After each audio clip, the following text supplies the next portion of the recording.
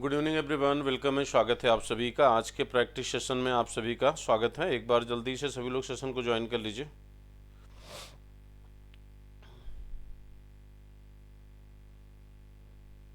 एक बार जल्दी से सभी लोग सेशन को ज्वाइन कर लें।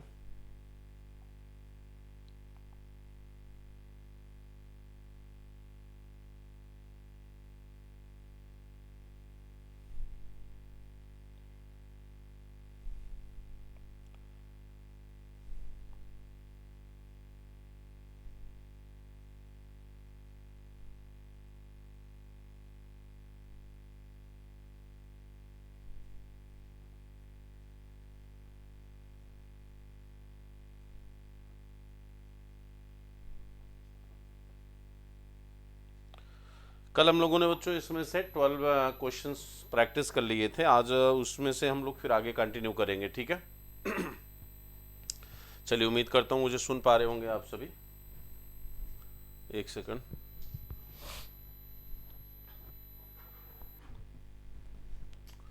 चलिए, आज का क्वेश्चन देखिए। पहला क्वेश्चन आपका है क्वेश्चन नंबर 13। शैलेंद्र नरेश श्री बालपुत्र द्वारा नालंदा निर्मित एक विहार के लिए निम्नलिखित में से किस भारतीय शासक ने 5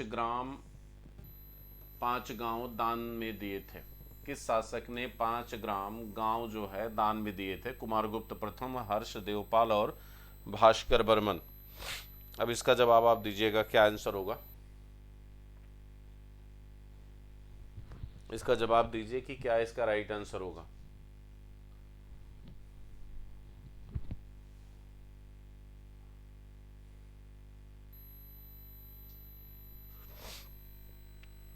बोलिए बच्चों। कुमारगुप्त प्रथम, हर्ष, देवपाल और भास्कर बर्मन।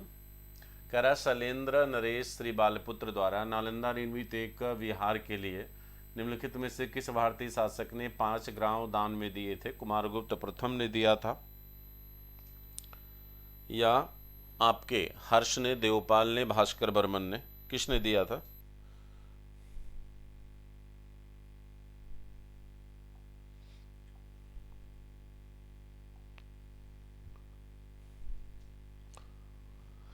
देखो बच्चों, आपको पता है कि बंगाल के शासक भी आपके जो है क्या थे? बंगाल के शासक भी आपके बौद्ध संप्रदाय को, देखिए कुमारगुप्त की अगर हम बात करें तो कुमारगुप्त जो है इसी के समय आपका नालंदा विश्वविद्यालय स्थापित हुआ था। नालंदा विश्वविद्यालय की स्थापना इसी के समय हुई थी, ठीक है। बाद में हर्षवर्धन जो है, हर्षवर्धन नालंदा के लिए 200 गांव का राजस्व दान करता है। 200 गांव का राजस्व जो है हर्षवर्धन ने विद्यालय के, नालंदा विश्वविद्यालय के संचालन के लिए दिया था इन्होंने, ठीक है। इन्होंने 200 गांव के राजस्व का दान जो है इन्होंने संचालन के लिए दिया। इसके बाद इसके अतिरिक्त जो है आप हर्ष के संदर्भ में ये भी कहा जाता है कि वेनशांग इन्हीं के दरबार में आया था, और इनके समय जो है छठी महामोक्ष परिषद का आयोजन हुआ था। छठी महामोक्ष परिषद का आयोजन, छठी महामोक्ष परिषद का क्या था? आयोजन हुआ था, ठीक, इन्हीं के समय छठी महामोक्ष परिषद का आयोजन हुआ था। तो ये भी आपको ध्यान में रखना है। और दूसरा जो है, आप अगर देवपाल की बात करें तो ये राइट आंसर है। इनके समय जो है महायान शाखा का बच्चों बंगाल में काफ़ी विकास हुआ, महायान शाखा का। लेकिन एक चीज़ ध्यान रखिएगा, कहा जाता है कि इन मौर्य पाल वंश तक आते आते जो बौद्धिज्म था, उस बौद्धिज्म में बहुत सारी गिरावट आ जाती है। यानी आप देखेंगे इसी समय आपका सहजयान, वज्रयान, इन संप्रदायों का बच्चों क्या हो जाता है? विकास हो जाता है। इसमें तारा की पूजा होने लगती है, महिलाओं का प्रवेश हो जाता है बौद्धिज्म में, और धीरे धीरे बौद्ध धर्म जो है वो पतन की तरफ चला जाता है, ठीक है। तो राइट आंसर आपका यहाँ पे क्या होगा? देवपाल आपका राइट आंसर है। अगला है सूची 1 को सूची 2 से मैच कर रहा है, प्राचीन नगर और आधुनिक उनके प्रतिनिधि, ठीक है। तो एक तरफ प्राचीन नगर दसपुर दिया है, फिर आपका हेलविड दिया है, द्वार समुद्र मंदसौर दिया है, और माध्यमिका नगरी और समापा जौगढ़, ठीक। अब इसमें कह रहा है आपको मैच कराना है कि क्या इसमें राइट आंसर होगा, क्या इसमें राइट आंसर होगा। बोलो बच्चों। देखिए, प्राचीन नगरों में जो नाम पूछे जाते हैं उसमें एक तो पूछा जाता है आपका योगनीपुर। योगनीपुर किसे कहते हैं? और महोदया नगर, महोदया नगर आपके कन्नौज को कहते हैं,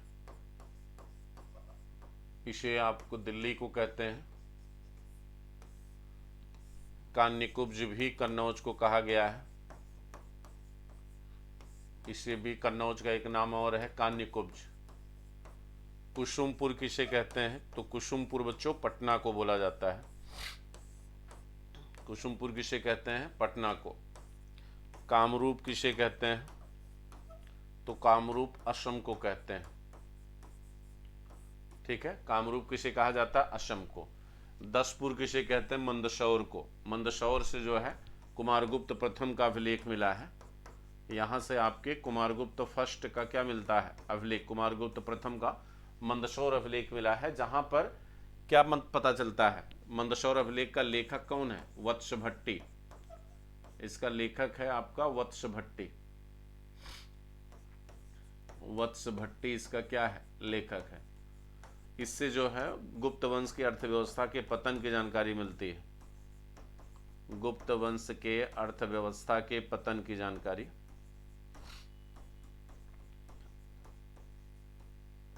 अर्थव्यवस्था के पतन की जानकारी।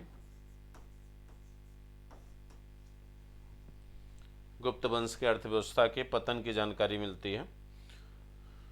तो द्वार समुद्र जो है ये होयसल, ठीक है, ये देवगिरी के यादवों की राजधानी थी। देवगिरी के यादव की राजधानी थी, यादव वंश की। देवगिरी के यादव वंश की राजधानी थी। माध्यमिका जो है ए का 2 हो गया, बी का 1 हो गया। तो माध्यमिका जो है नगरी, नगरी नहीं इसको नगर कह सकते हैं आप, ठीक। समापा जौगढ़ ये आपके कहाँ पे है बच्चों? उड़ीसा। कहाँ पे है? उड़ीसा, ठीक है। यहीं पे आपके धौली भी थी, और धौली का जो केंद्र है उसे कहते हैं तोसली। धौली का मुख्यालय क्या था? तोसली, ठीक है। तो इसमें आपका ए आंसर राइट होगा। ए आपका राइट आंसर होगा। अगला, तमिल कवियों के तीसरे संगम की पीठ कहा जाता है। तमिल कवियों के तीसरे संगम की पीठ, तमिल कवियों के तीसरे संगम की पीठ कहाँ थी? यानी जो 3 संगम हुई थी उसमें तीसरी कहाँ हुई थी? उरैयूर, मदुरा, तंजौर और कांची। उरैयूर, मदुरा, तंजौर और कांची कहाँ हुई थी?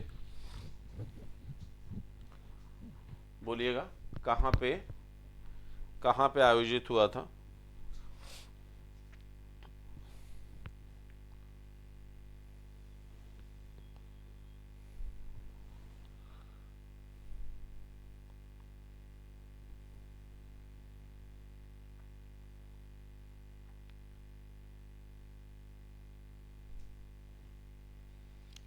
बोलो जल्दी करिए, क्या आंसर होगा क्वेश्चन नंबर 15? कमेंट तो आप लोग कर दिया करिए, आसान सा प्रश्न है, आसान प्रश्न है।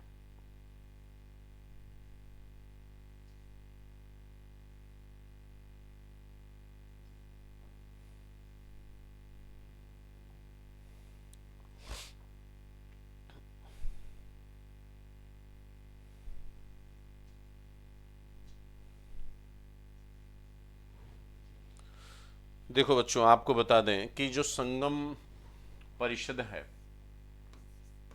संगम परिषद जो हुई, ये पहली बात तो पांड्य राजवंश के अधीन होती है। किसके अधीन हुई? पांड्य राजवंश के द्वारा आयोजित की गई। इसका जो टाइम ड्यूरेशन है, टाइम ड्यूरेशन इसका, हालांकि बहुत सारे हिस्टोरियंस ने अलग अलग इसका टाइम माना है, लेकिन इसका जो टाइम ड्यूरेशन है वो 300 BC से 300 AD के बीच है, 300 BC से 300 AD के बीच है। और इसमें 3 संगम परिषदों का आयोजन किया गया था।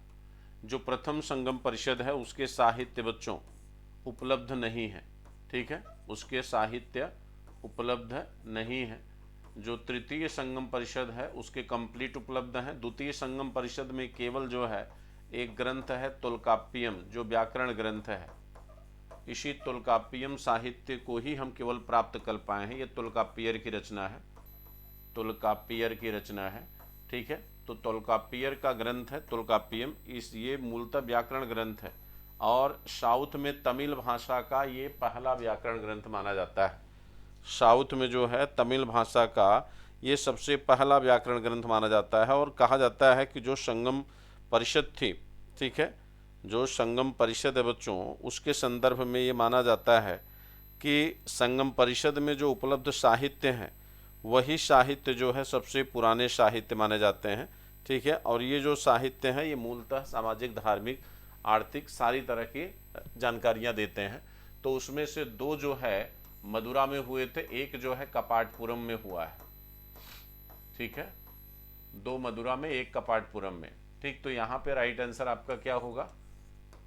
बी होगा, ठीक है। तो पहला और तीसरा यानी फर्स्ट ये वाला और ये वाला मदुरा, ये आपका कपाटपुरम में है, ठीक है।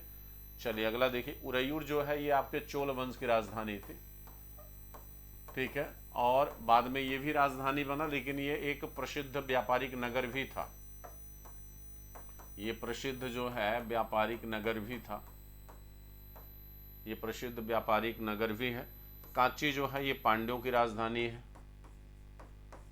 ये पांड्यों की राजधानी है, जिसका उल्लेख मेगस्थनीज भी करता है और कहता है कि यहाँ चींटियां सोना निकाला करती थी।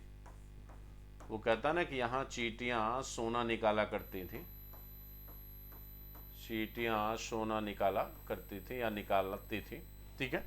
तो यहाँ पे आपका बी आपका राइट आंसर होगा। अगला देखिएगा।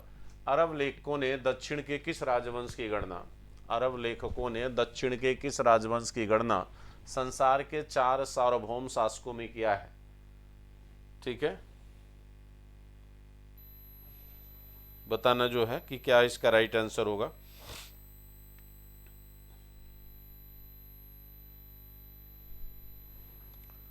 वातापी के चालुक्य, कल्याणी के चालुक्य, कोणकण के मौर्य, मान्यखेट के राष्ट्रकूट।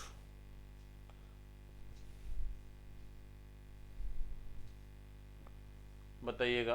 अरब लेखकों ने दक्षिण के किस राजवंश की गणना संसार के 4 सार्वभौम शासकों में की है? वातापी के चालुक्य, कल्याणी के चालुक्य, कोंकण के मौर्य, मान्यखेट के राष्ट्रकूट।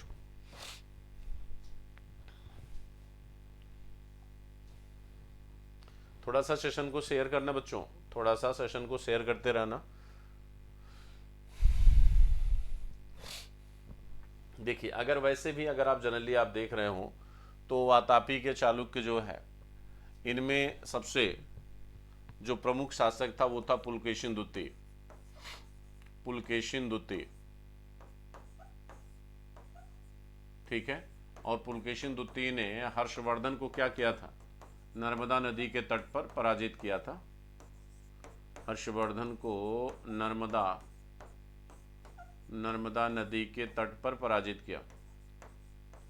और इसकी जानकारी कहाँ से मिलती है? एहोल अभिलेख से। इसका जो सबसे महत्वपूर्ण अभिलेख है वो है आपका एहोल अभिलेख, ठीक है। एहोल अभिलेख इसका सबसे महत्वपूर्ण वो है एहोल अभिलेख। तो अब यहाँ पे आप देखें कल्याणी के चालुक्यों में सबसे महत्वपूर्ण शासक कौन है? तैलप द्वितीय, तैलप द्वितीय, ठीक है। बाद में इसका विलय हो जाता है। कोंकण के मौर्य, इनमें कोई खास नहीं था। हाँ, मान्यखेट के जो राष्ट्रकूट शासक हैं ये बच्चों महत्वपूर्ण राजवंशों में रहे। इनका पूरा जो मालवा और दक्षिण में आपका पूरा विस्तार रहा और मालवा को प्राप्त करने के लिए हमेशा ये किससे लड़ते रहे? प्रतिहारों से लड़ते रहे। तो जो आप त्रिराष्ट्र संघर्ष पढ़ते हैं, त्रिराष्ट्रकूट संघर्ष जो आप पढ़ते हैं, तो उस त्रिराष्ट्रकूट संघर्ष में एक कौन था? मान्यखेट के राष्ट्रकूट थे, ठीक है। मान्यखेट के राष्ट्रकूटों के लिए जो है ये शब्द उपयोग किया है। अरब लेखकों ने दक्षिण के राजवंशों में ये स्टेटमेंट जो है मान्यखेट के राष्ट्रकूटों के लिए जो है दिया हुआ है। ठीक है, इनके लिए स्टेटमेंट प्रतिपादित किया है। निम्नलिखित में से कौन सही सुमेलित नहीं है? राजशेखर जो है विदिशाल भज्जिका, श्रीहर्ष, नैषधचरित, महेंद्र वर्मन, कविराज मार्ग, शूद्रक की मृच्छकटिकम। आपको ये बताना है इसमें कौन सा स्टेटमेंट गलत है, कौन सा स्टेटमेंट जो है गलत है।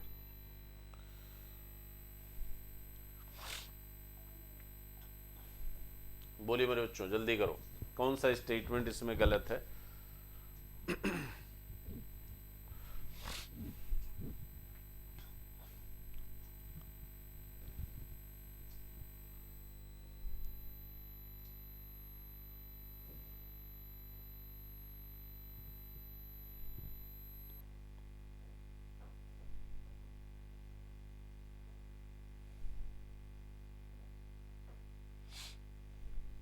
बोलिए जल्दी करिए, क्या आंसर होगा इसका?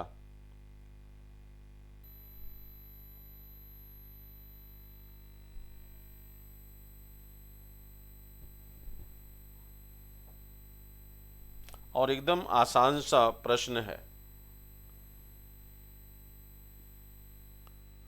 भाई, आप आराम से पकड़ रहे होंगे बच्चों की। जो इसमें देखिए कविराज मार्ग जो है, कविराज मार्ग जो है ये किसकी रचना है? ये राजशेखर की रचना है। ये किसकी रचना है? तो ये राजशेखर की रचना है। अच्छा, एक चीज और आपको बता दें,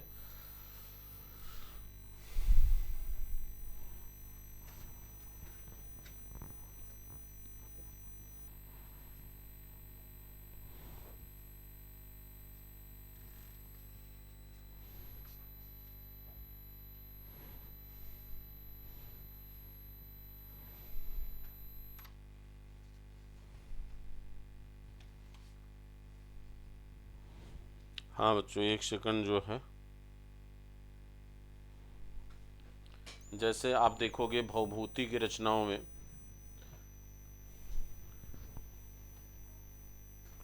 प्रियदर्शिका जो है एक रचना है, ठीक है, वत्सराज उदयन की रचना है। और जो आपके भवभूति की रचना है, जो कन्नौज के यशोवर्मा के राजदरबान रहते थे। अब इसमें जो दिया है श्रीहर्ष, श्रीहर्ष जो है ये 7वीं 8वीं सदी के कवि हैं, नैषधचरित। और इनका एक और है द्वादशे काव्य, द्वादशे काव्य जो है इन्हीं की है। महेंद्र वर्मन जो है इनकी जो रचना है वो है मत्तविलास प्रहसन, मत्तविलास प्रहसन। और इसमें जो है आपके बौद्धों और कापालिकों का मजाक उड़ाया गया है।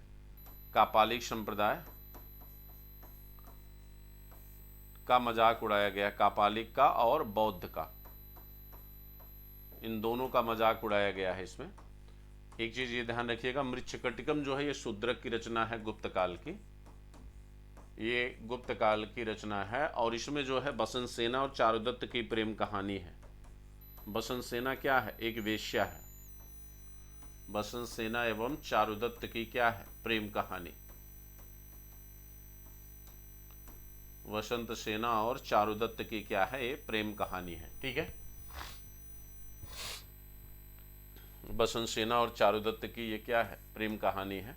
तो ये जो है आप ध्यान रखिएगा जो है,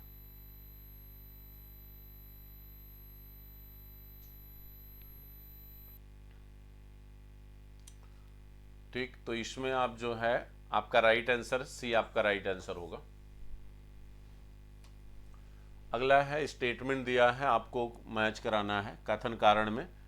तो पहला दे रहा है कि पूर्व मध्यकाल में क्षेत्रीय राजनीति के उदय के साथ साथ दरबारी कवियों द्वारा राजाओं के जीवनी लेखन का क्रम प्रारंभ हुआ।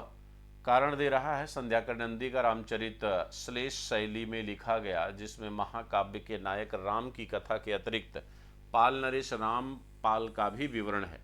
ठीक है, संध्याकर नंदी की रामचरित जो है काफ़ी फेमस रचना है बच्चों। संध्याकर नंदी की जो रामचरित है, रामचरित जो है ये काफ़ी फेमस है। और इसमें जो है किसानों के विद्रोह का भी उल्लेख है। किसान विद्रोह की चर्चा की गई है, इसमें कैवर्त विद्रोह उसे कहते हैं, कैवर्त विद्रोह।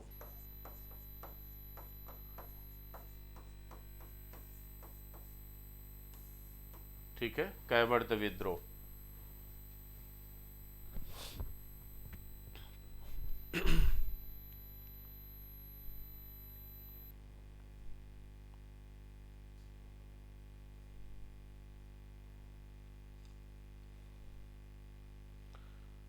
चलिए, क्या आंसर होगा इसका? देखिए, कह रहा है कि पूर्व मध्यकाल में क्षेत्रीय राजनीति का उदय। तो सीधी सी बात है भाई, पूर्व मध्यकाल जो है सामंतवाद का युग है। पूर्व मध्यकाल जो है वो पूरी तरह से सामंतवादी चरण है। तो सामंतवाद जो है ये विकेंद्रीकृत राजनीति को दर्शाता है। फ्यूडलिज्म जो है ये विकेंद्रीकृत राजनीति को क्या करता है? दर्शाता है। विकेंद्रीकृत राजनीति को दर्शाता है। ठीक है, विकेंद्रीकृत राजनीति को दर्शाता है। अब यहां पे देखिए, तो करा कि संध्याकर नंदी का रामचरित पूर्व मध्यकाल में क्षेत्रीय राजनीति के उदय के साथ साथ दरबारी कवियों द्वारा राजाओं की जीवनी लिखने का क्रम प्रारंभ हुआ। संध्याकर नंदी का रामचरित श्लेष शैली में लिखा गया है, जिसमें महाकाव्य के नायक राम की कथा के अतिरिक्त जो है रामपाल का भी विवरण दिया गया है। तो एकदम सही है ये स्टेटमेंट, दोनों स्टेटमेंट सही हैं आपके, ये दोनों स्टेटमेंट सही, एक दूसरे की व्याख्या भी कर रहे हैं। तो ए, यहां पर ए आंसर आपका राइट होगा, ए आपका राइट आंसर होगा। अगला देखिएगा, नीचे फिर भी कथन कारण से रिलेटेड क्वेश्चन ये भी है, कथन कारण से जुड़ा हुआ प्रश्न है। दिल्ली के सुल्तानों ने अपनी सैन्य शक्ति से भारत में एक बड़े भाग को समेकित किया। समेकित करना मतलब जीत कर उसे केंद्रीकृत करना। समेकित करना मतलब जीत कर उसे केंद्रीकृत करना। समेकित किया। तर्क कारण दे रहा है, दिल्ली सल्तनत की मुख्य विशेषता यह थी कि उन्होंने इस्लाम और कुछ आदिवासी संबंध स्थापित करके सैनिक अभिजात वर्ग को अपनी सैनिक शक्ति का आधार बनाया। ठीक है, तो दिल्ली सल्तनत की मुख्य विशेषता यह थी कि उन्होंने इस्लाम और कुछ आदिवासी संबंध स्थापित करके सैनिक अभिजात वर्ग को अपनी सैनिक शक्ति के आधार बनाया। सैनिक अभिजात वर्ग को बताइएगा क्या आंसर होगा इसका?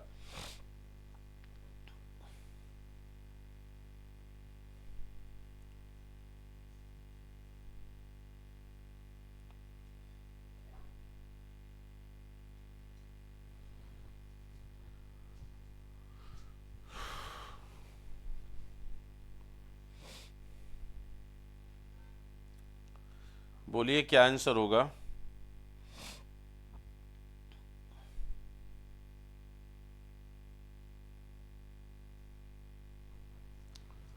देखिए, पहला स्टेटमेंट ध्यान से समझो, आराम से आंसर निकाल लोगे आप सभी लोग। कह रहा है कि दिल्ली के सुल्तानों ने अपनी सैन्य शक्ति से भारत के एक बड़े भाग को समेकित किया। भारत के एक बड़े भाग को समेकित किया। फिर कह रहा है कि दिल्ली सल्तनत की मुख्य विशेषता यह थी कि उन्होंने इस्लाम और कुछ आदिवासी संबंध स्थापित करके सैनिक अभिजात वर्ग को अपनी सैनिक शक्ति का आधार बनाया। देखो, आर तो एकदम करेक्ट राइट है। ये जो कह रहा है कि दिल्ली के सुल्तानों ने अपनी सैन्य शक्ति से भारत के एक बड़े भाग को समेकित किया। अब आप अगर आप देखोगे तो लगभग जो है उत्तर भारत जो है इसमें शामिल रहा। ठीक है, गोरी आया तो गोरी जो है आप देखिए बंगाल तक के क्षेत्रों को क्या करता है? विजय करता है। ठीक, बख्तियार खिलजी जो उसका सेनानायक है, गुलाम है, वो वहां तक के क्षेत्रों को जीतता है। लेकिन अगर आप पूरी तरह से देखें तो लगभग पूरा उत्तर भारत भी दिल्ली सल्तनत के अधीन नहीं है। पूरा उत्तर भारत भी दिल्ली सल्तनत के अधीन नहीं। अब लेकिन प्रश्न ये है, यहां कह रहा दिल्ली के सुल्तानों ने अपनी सैन्य शक्ति से भारत के एक बड़े भाग को समेकित किया। अपनी सैन्य शक्ति से, अपनी सैन्य शक्ति, दिल्ली के सुल्तानों ने अपनी सैन्य शक्ति से भारत के एक बड़े भाग को समेकित किया। गलत हो जाएगा, क्योंकि बाद में इन्होंने भारतीयों को भी जब सेना में शामिल किया जो है, तब जाकर इन्होंने एक बड़े भूभाग को जीता। तो पहला स्टेटमेंट गलत हो जाएगा। हमारे अनुसार यहाँ पे सी आंसर होना चाहिए, सी आपका राइट आंसर होना चाहिए। ठीक है, अगला देखिएगा, तुर्काने चहलगानी का उल्लेख किसने सबसे पहले किया? तबकाते नासरी में, फतुहाते सलातीन में, किताबुल रेहला, खजाइनुल फतूह। बताइएगा, तुर्काने चहलगानी, तुर्काने चहलगानी की स्थापना किसने किया था? तो ये बच्चों इल्तुतमिश ने किया। इल्तुतमिश जो है, इल्तुतमिश ने इसे क्या किया था? स्थापित किया था। और इसे समाप्त किया किसने? समाप्त किया आपके बलबन ने। बलबन इसे क्या करता है? समाप्त कर देता है। ठीक है, बलबन इसे समाप्त करता है। तबकाते नासरी, फतुहात उस-सलातीन, किताबुल रेहला और खजाइनुल फतूह। देखो, फतूह सलातीन किसकी है? इसामी की है। तबकाते नासरी मिनहाजुद्दीन सिराज की है।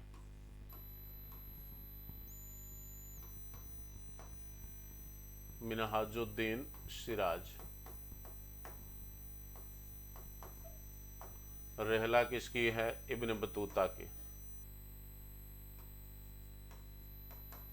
Ibn Battuta.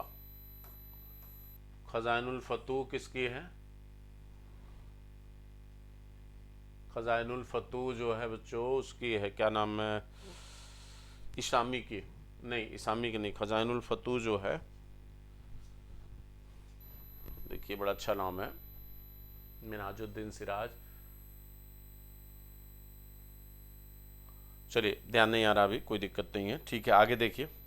हाँ, इसका जवाब दीजिए, क्या आंसर होगा इसका?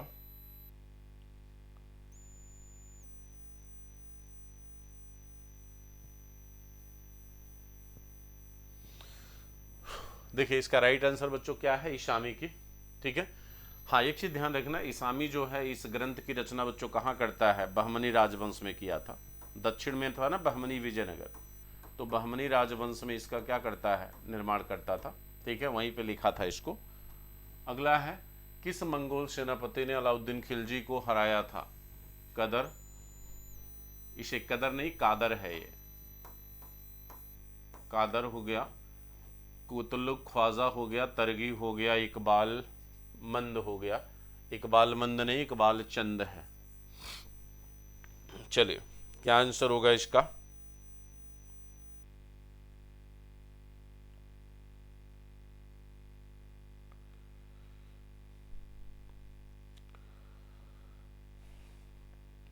अब आपको बच्चों पता है कि अलाउद्दीन खिलजी के समय सबसे ज्यादा जो है क्या होता है? मंगोल आक्रमण होता है। अगर पूछेगा कि सर्वाधिक मंगोल आक्रमण किसके समय हुए, तो सर्वाधिक मंगोल आक्रमण जो है अलाउद्दीन के समय होते हैं। सर्वाधिक मंगोल आक्रमण, ठीक है। लेकिन अगर कहे कि सर्वाधिक आंतरिक विद्रोह, तो सर्वाधिक आंतरिक विद्रोह जो है वो अलाउद्दीन खिलजी, सॉरी, मोहम्मद बिन तुगलक के समय। सर्वाधिक आंतरिक विद्रोह, सर्वाधिक आंतरिक विद्रोह मोहम्मद बिन तुगलक के समय, एमबीटी। ठीक है, ये अलाउद्दीन हो गया और ये आपका एमबीटी हो गया। इसमें जो राइट आंसर है वो है तरगी। बाकी सबने अलाउद्दीन के समय आक्रमण किया है। ठीक है, तरगी इसमें राइट आंसर है। आप जानते हैं अलाउद्दीन ने बच्चों क्या किया था? द्वितीय प्रशासनिक केंद्र बनाया था इनसे बचने के लिए। उसने द्वितीय प्रशासनिक केंद्र बनाया था। द्वितीय प्रशासनिक केंद्र उसने स्टेब्लिश किया था। और ये प्रशासनिक केंद्र जो है उसने कहाँ बनाया था? तो दक्षिण में, दक्षिणी दिल्ली में। ठीक है, दक्षिणी दिल्ली में बनाया था। उसको कहते हैं बच्चों आपके दक्षिणी दिल्ली में जो है, जहाँ पर इन्होंने आज की डेट में तो वहाँ पे वो बन चुके हैं जहाँ पे फिल्मों का प्रमोशन होता है। ठीक है, फिल्म का प्रमोशन किया जाता है वहाँ पे, बहुत कई हाल बन चुके हैं वहाँ पे। ठीक है, तो दक्षिणी दिल्ली को इन्होंने अपना प्रशासनिक केंद्र बना लिया था। अगला देखिएगा, दिल्ली के सुल्तानों के शासनकाल में दिल्ली में बताए गए खाने जहां तेलंगानी के मकबरे में क्या नई शैलीगत विशेषताएं पाई जाती हैं? दिल्ली के सुल्तानों के शासनकाल में दिल्ली में बताए गए खाने जहां तेलंगानी के मकबरे में क्या नई शैलीगत विशेषताएं बताई जाती हैं? लाल बालू पत्थर पर सफ़ेद संगमरमर का प्रयोग, सच्ची मेहराब, दोहरे गुंबद और योजनाओं में अष्टभुजीय। बोलना क्या इसका आंसर होगा। और ये बच्चों आपको बहुत ही फेमस है, बहुत ही क्या है, फेमस है।